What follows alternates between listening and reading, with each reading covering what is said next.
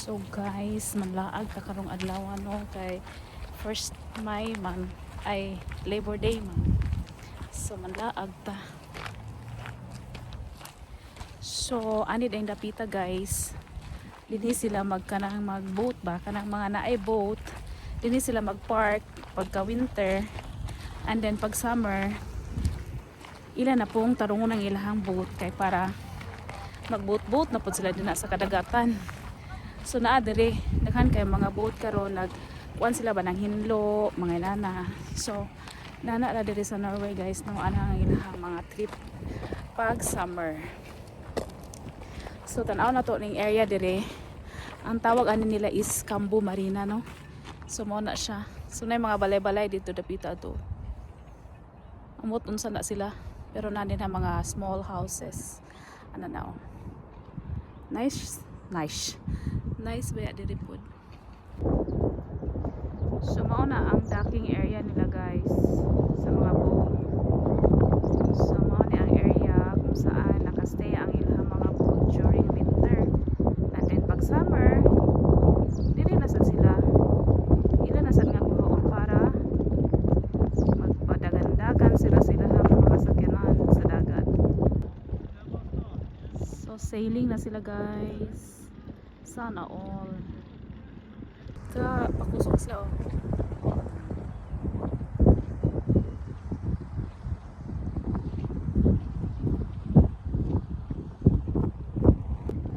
So kana din ha guys, kana siya, public na siya. Na din ha, na mga nagtrabaho din ha, dapita po no. So kana, oh. Nice kay dali may especially pag inaron nga free from work. So ana, nice kay dali. Linaw. So kana siya guys, old yatang na siya. Natangtango na soon. Diba? Then kani nga house guys, ana ang kanang mga group sa mga owners sa boat mo na din na sila dapita maglakaw-lakaw. I mean magpundo ba din na sila mo na ilang boat for running.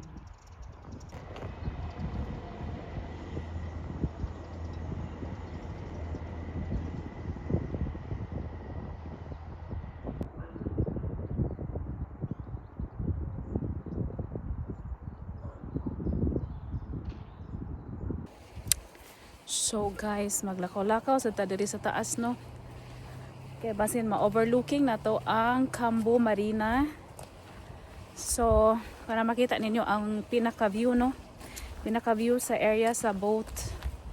Kay nindot tiring dapita. So let's see kung makita natin diri sa taas sa tuktok. Oh, makita nato no, tanaw na to. Nara makita din nato siya diri sa taas no. Nice. Pero naay mga trees pud nga nakaharang pero mo na ang iyahang pinaka ubos.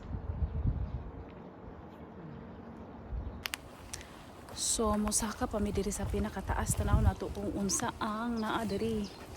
First time nako diri nga ni saka guys no.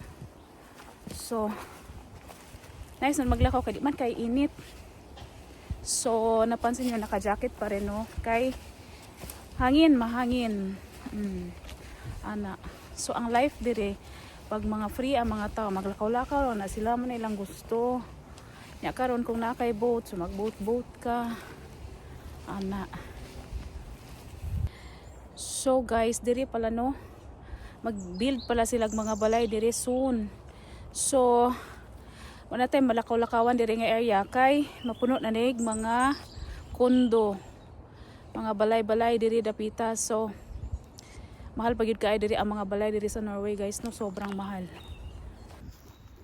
Uy, tanawa diri guys oh, overlooking sa dagat sa Oslo Fjord. Uy, Ginoo kadlok man diri dapita. Oh my god, oh nay.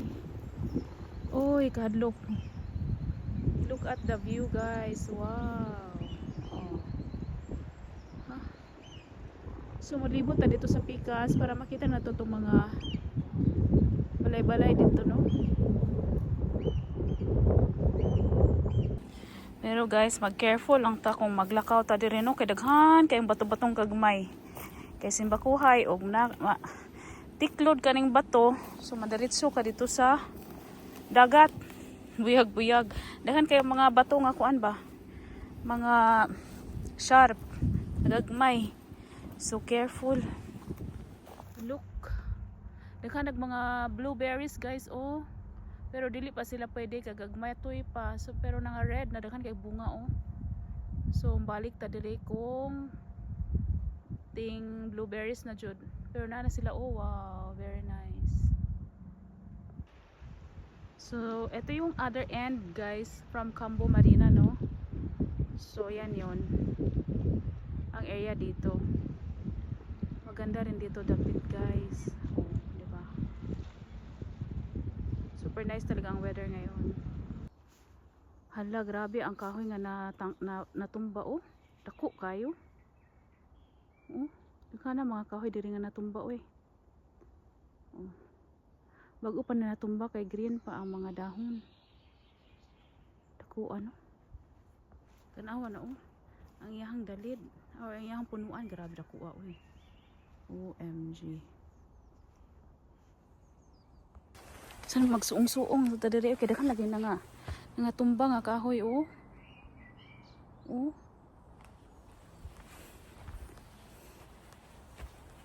So dinhi dapita guys maghimo sila mga balay-balay diri. Very soon. Diha.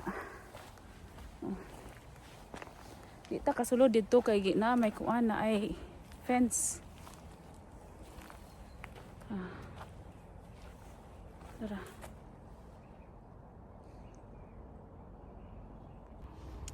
Look guys, freezer oh. Then na sila ka na murag habol din ha, ng ipanlabog. Drag taklob. So diha siguro nagpuyuan ni sa una no. So after sa among paglibot-libot guys no, ning abot na mi diri sa end. So